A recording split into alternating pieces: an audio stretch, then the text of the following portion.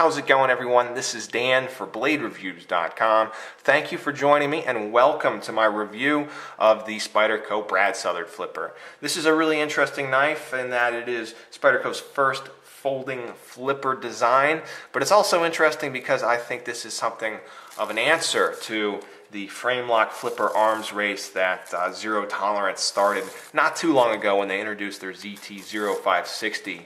And that was a knife just totally loaded to the gills with all kinds of cutting edge technology, including 3D machined handles, high-end blade steel. Of course, you had your titanium frame lock and flipper, caged ball bearing system, nice custom low ride pocket clip, all kinds of cool stuff. And of course, they had a big name behind it, Rick Hinderer designing the knife, and that was met with critical acclaim amongst the knife community.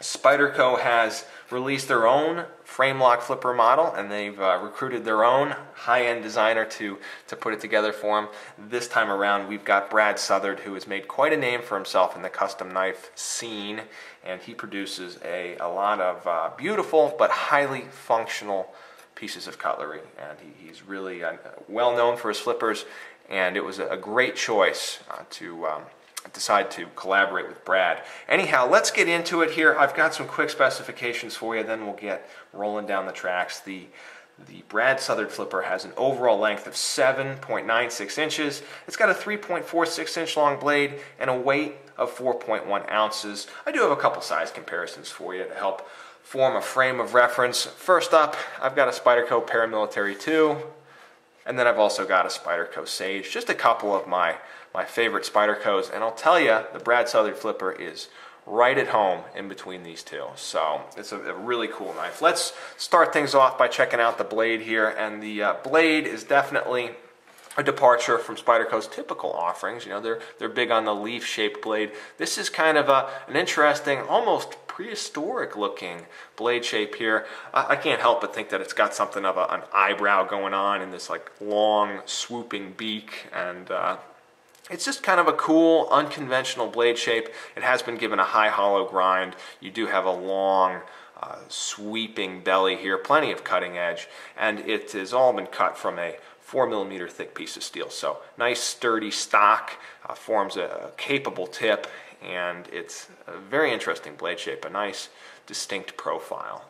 The blade steel on this knife is Carpenter CTS 204P, which is a stainless steel made in America and designed by Carpenter specifically for high-end cutlery applications. So a dedicated knife steel, very interesting to see.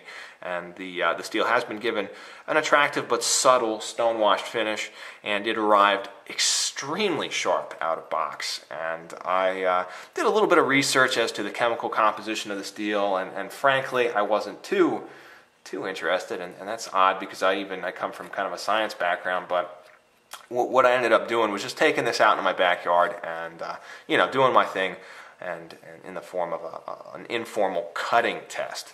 So I started out with some 3/8 inch thick sisal rope, and the knife crunched through that rope approximately once an inch, and you had, what, 6 feet of it? So 60 to 70 cuts. No problem at all. It really just decimated that rope, and I was very impressed with not only how well the edge handled it, but how comfortable and easy it was overall to work through that rope. I'll tell you, it doesn't look like much on camera, but that can be quite a tough test for your average kind of run-of-the-mill production folding knife, and to have something that handled it as easily but also as comfortably as the Southard Flipper was really cool to see. At that point, I decided to move on to some cardboard boxes, and I had some big refrigerator boxes, so definitely heavy-duty commercial-grade cardboard, and I had a lot of fun working through those cardboard boxes. The knife was very capable. It definitely cut, and it cut very, very well. I had no problem reducing those boxes to little scraps in a matter of minutes there, so definitely a capable cutter when it comes to slicing cardboard and rope. I then decided to strop the knife gently, and to be honest with you, I still haven't had the occasion to sharpen this knife. All I've been doing is just stropping it and maintaining that edge, and it stayed plenty sharp, and it was very easy to maintain that edge with a strop, so I was quite happy to see that.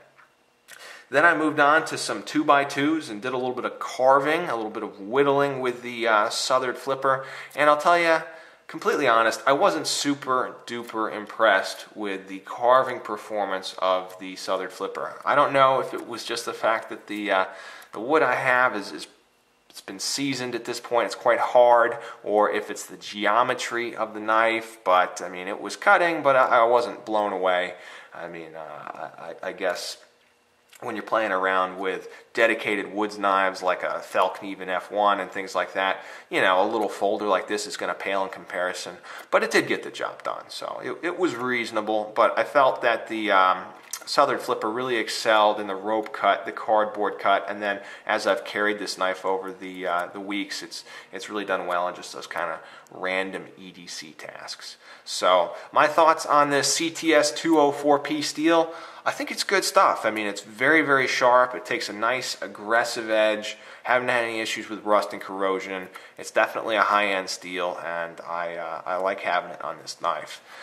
So let's talk a little bit about the handle here, and the first thing you'll notice is that Spyderco bucked the usual trend of black scales and went for these kind of chocolate brown G10 scales here on the knife. Really nice, and it gives the knife a really unique appearance, kind of a primitive, dare I even say organic appearance, and I know that word is often overused in knife reviews, so I'll try to be sparing with it, but it does have this kind of cool look to it that's just a little bit different from your typical knife. So I like having the brown scales on here. They are a peel ply G10 and they offer good traction.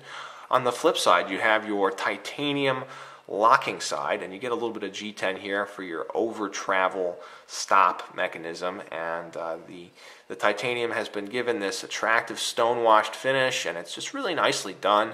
You do have a titanium liner on the G10 side here, quite thick. It has been milled out a little bit. One interesting thing to note is the fact that the knife is asymmetrical. And again, that kind of goes back to the almost prehistoric look of this knife. It's an interesting juxtaposition of high-end materials and elegant design, and then it's got these kind of quirky details to it. I don't know. I find it kind of charming having the knife built like this, but I'm sure some people will probably be driven nuts by the fact that it's a little bit asymmetrical. And some might wonder if that was just Spyderco's way of being lazy in putting this knife together, you know. So who's to say? It is very comfortable though, and I really like the extra thickness in hand at least. In pocket, I find the knife a little bit too much to really carry every day with slacks or a suit.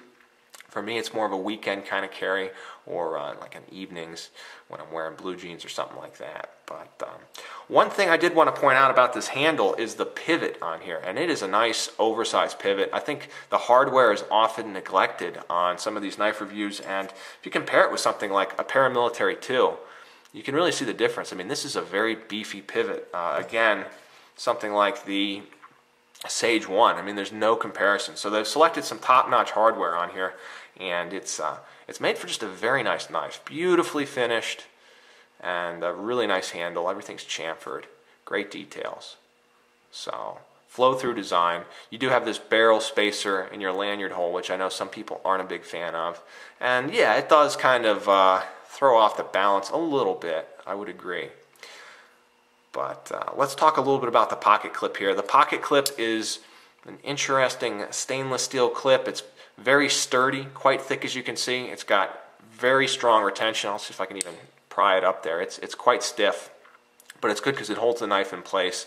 It does feel a little sharp on the corners. Now, it doesn't look like it would be sharp, and I'm sure when they were designing it, they weren't intending for it to be sharp, but it does have a bit of a corner there, and the pocket clip doesn't exactly 100% flow with the lines of the handle. And I know, having read and watched a couple other reviews, some reviewers have kind of docked the knife a point or two for that.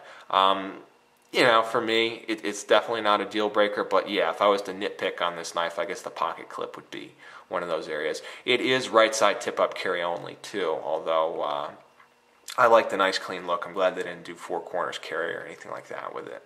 So, as for the actual carry of the knife, like I said, I find it a little bit heavy. It's kind of thick, so Whether it'll be a great EDC option for you, I think it depends on your preferences. For me, it's more of a weekend kind of fun knife to carry around, not something I really want to have on me every single day. So let's talk a little bit about the deployment and the lockup here. Of course, you do have the flipper, and this is, again, Spyderco's first entry into the flipper market.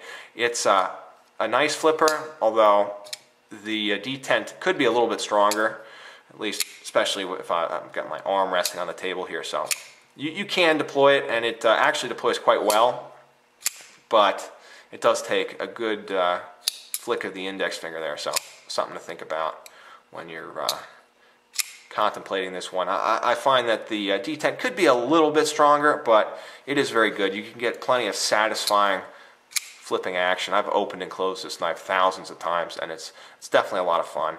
They did include their trademark spider hole in this knife. It's only really reachable on the right side. Since I'm left-handed, it's just, I can't even get it out like this. It's probably painful to watch, but it is what it is. I just use the flipper.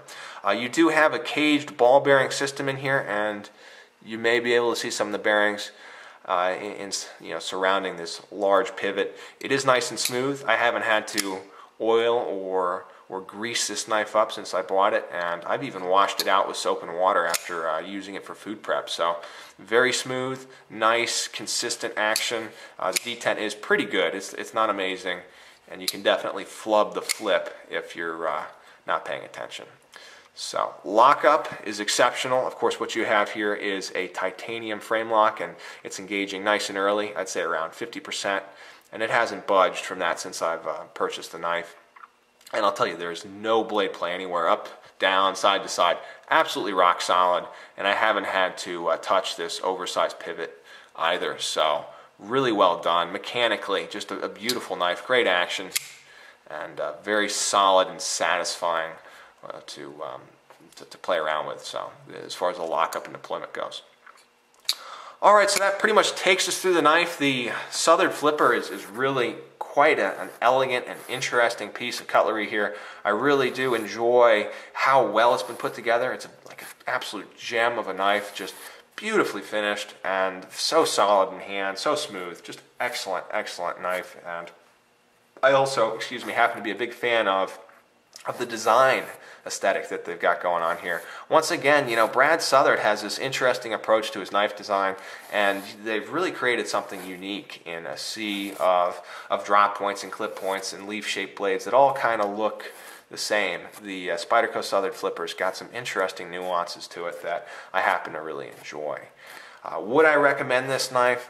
Absolutely. If you're a fan of high-end production knives, if you're a big Spyderco fan, if you like titanium frame locks, if you like titanium frame lock flippers, this is a very cool knife, and one that I can wholeheartedly recommend if you have the $250 or so burning a hole in your pocket and you want to check it out. Absolutely. Is it a cheap knife? No, but I think this is one of those instances where you definitely get what you pay for. It's a very, very nicely done knife. Alright guys, that is the review. Thank you very much for watching. Once again, this is Dan for BladeReviews.com. Thanks for joining me. Take care, and I'll be back soon with another knife review.